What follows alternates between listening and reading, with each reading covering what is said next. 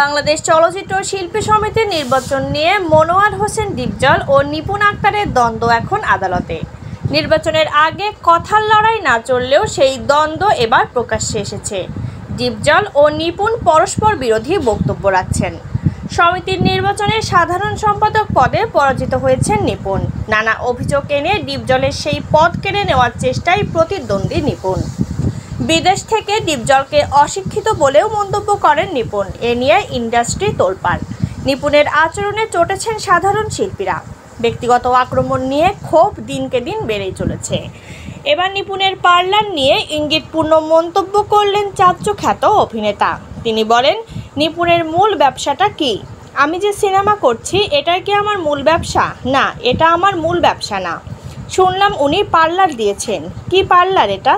সেই পার্লারে গিয়ে আপনারা দেখেন সেটা কেমন পার্লার, সেখানে কি হয়। এর আগের নির্বাচনেও নিপুণ সাধারণ সম্পাদক পদে জায়েদ খানের কাছে পরাজিত হয়েছিলেন। তবে আইন আদালত করে জায়েদকে চেয়ারে বসতে দেননি।